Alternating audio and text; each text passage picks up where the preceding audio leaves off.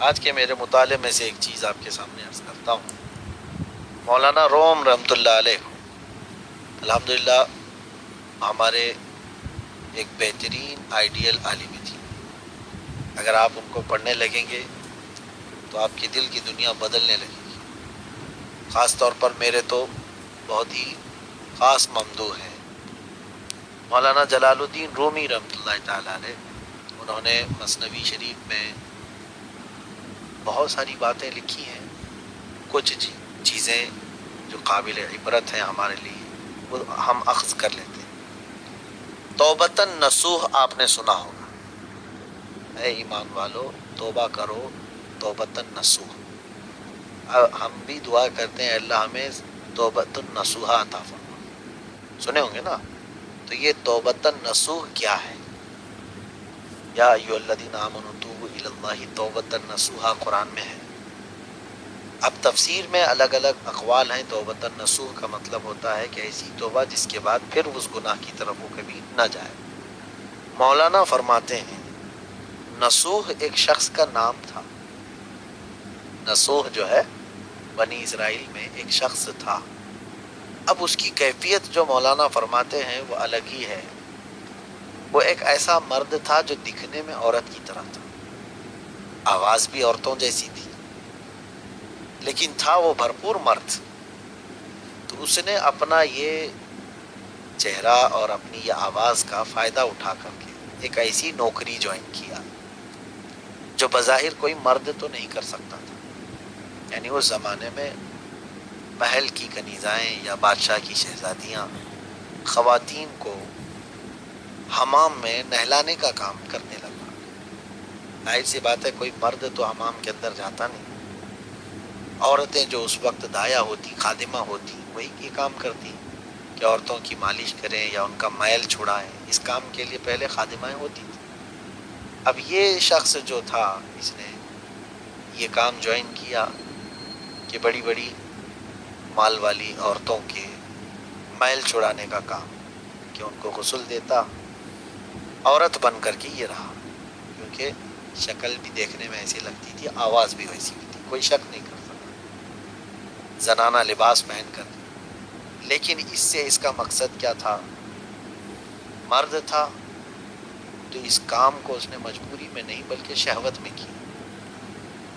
عورتوں کو جس طرح سے یہ غسل دیتا، میل چھڑاتا، تو پھر اپنے لذت بھی حاصل کرتا شہوت کے ساتھ۔ تو اس چیز میں وہ کافی دنوں تک چلتا رہا، لیکن ضمیر اس کا ملامت بھی کرتا تھا، اندر سے اس کا دل کچوں کے لگاتا رہتا تھا کہ تو ایک بہت بھیانک کام کر رہا ہے، جس دن پول کھلے گی تو کیا ہوگا تیرا۔ کئی مرتبہ توبہ کرتا، پھر وہی کام کرتا، پھر وہی غسل خانے میں عورتوں کو مالش کرنا۔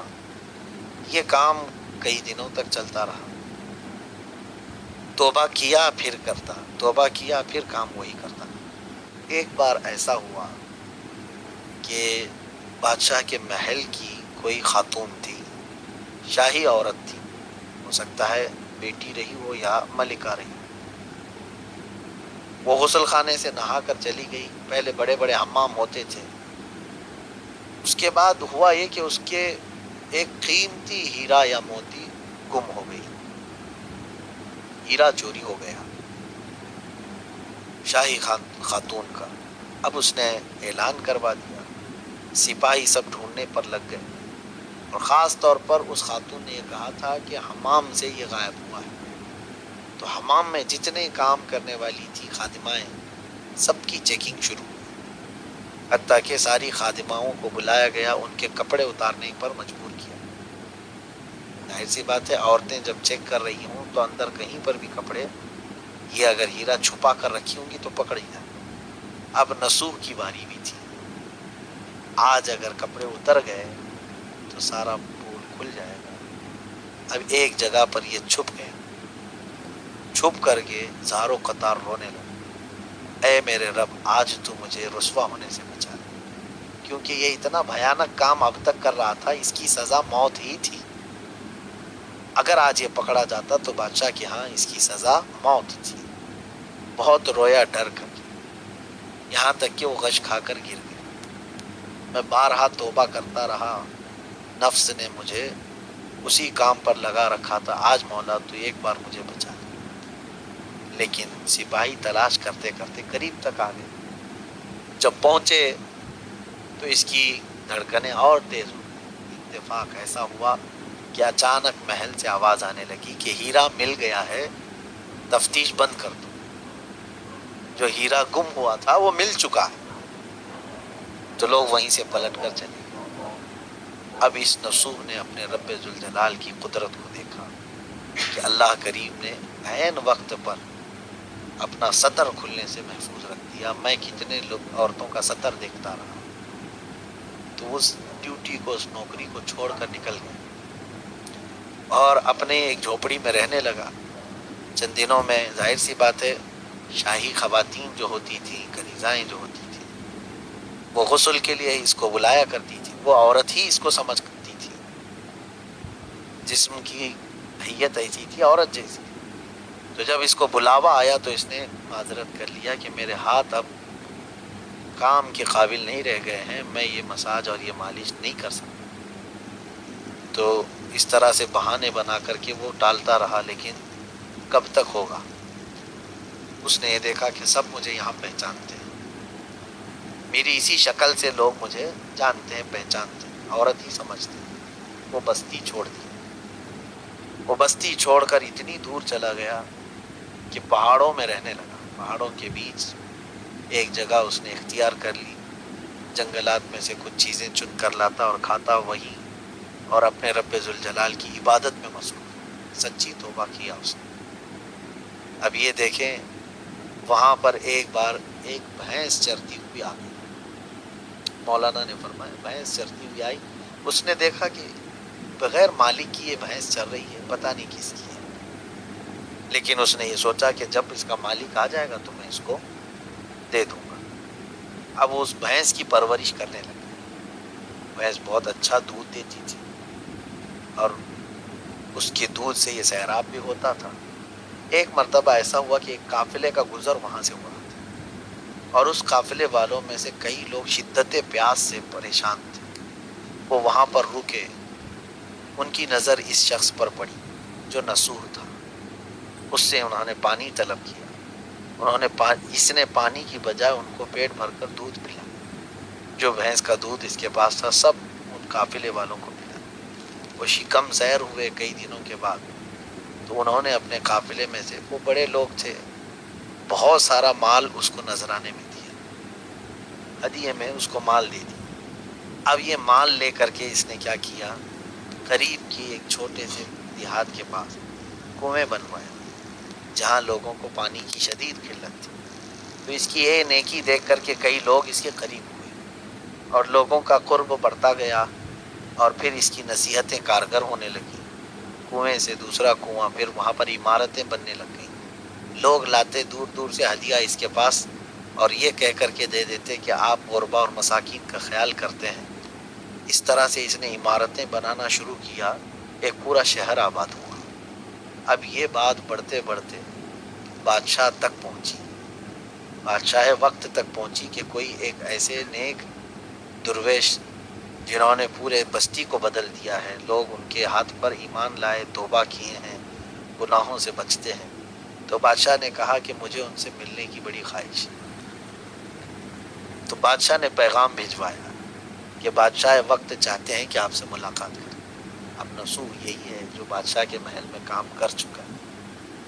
جب خبر آئی تو اس نے کہا کہ نہیں، بادشاہ سلامت سے کہو کہ میرے کام بہت زیادہ ہیں، میں نہیں مل سکتا، معذرت چاہتا ہوں۔ بادشاہ کو جب یہ خبر پہنچائی گئی تو بادشاہ نے کہا کہ اگر وہ صالحین میں سے ہیں، وہ میرے ہاں تک نہیں آ سکتے تو اس میں کیا عیب کی بات ہے، میں چل کر ان کے پاس جاؤں گا، میرے لیے کوئی عیب کی بات نہیں۔ تو بادشاہ اپنے سپاہیوں سمیت چل کر کے وہاں نکلا۔ جب چل کر کے جانے لگا تو اب پتہ چلا کہ نصوح کو کہ بادشاہ خود یہاں آ رہا ہے۔ اب پھر اللہ رب العزت کی بارگاہ میں وہ روئے کہ مولا یہاں تک تو نے میری پردہ داری کی ہے، اب میرا عیب کھلنے سے بچا لے۔ اللہ رب العزت نے کیسے بندوں کو محفوظ رکھا ہے۔ بادشاہ نصوح کے گاؤں پہنچنے سے قبل ہی انتقال کر گیا۔ راستے میں ملک الموت آیا، اس کی روح قبض کر لی۔ اتفاق ایسا کہ اس زمانے کے رواج کے مطابق کہ جات بادشاہ آخر وقت میں جن پر اعتماد کرتے ہوں، جس سے ملتے ہوں، اسی کو بادشاہ بنایا جاتا ہے۔ تو سارے لوگوں میں شہرا ہو ہی چکا تھا، تو نسوح کو ہی بادشاہ کے تخت پر بٹھا دیا گیا۔ بادشاہ کے تخت پر بٹھایا گیا اور یہ بادشاہ وقت بن گئی۔ یہاں تک کہ عدل و انصاف کو اتنا قائم کیا کہ پورے لوگ اس بادشاہ کی، نسوح کی تعریف کرتے، حتیٰ کہ جانوروں پر بھی انہوں نے ظلم کو روا نہیں رکھا تھا۔ اتنا عرصہ بادشاہی کا چلتا رہا۔ ایک شخص، ظاہر سی بات ہے، لوگ آپس کے جو بھی جھگڑے ہوتے، جو بھی انصاف کے لیے نسوح کے پاس آتے، ایک عادل اور منصف بادشاہ کے پاس۔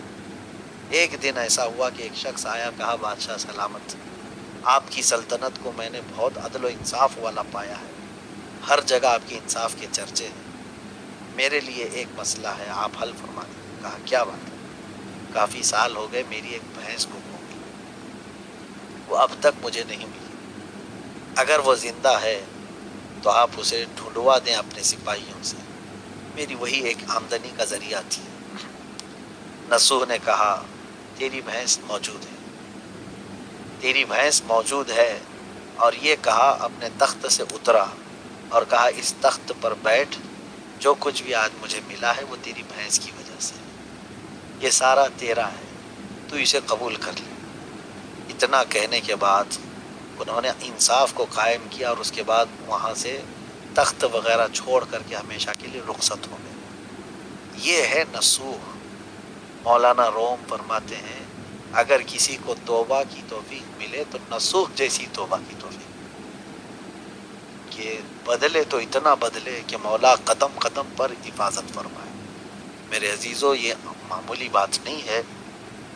اللہ تبارک و تعالیٰ ان بندوں کو توبہ کی توفیق بخشتا ہے جن سے وہ محبت فرماتا ہے، ورنہ بہت سارے ایسے ہیں بغیر توبہ کے ہی دنیا سے چلے گئے، مہلت بھی نہیں ملی کئی لوگوں کو۔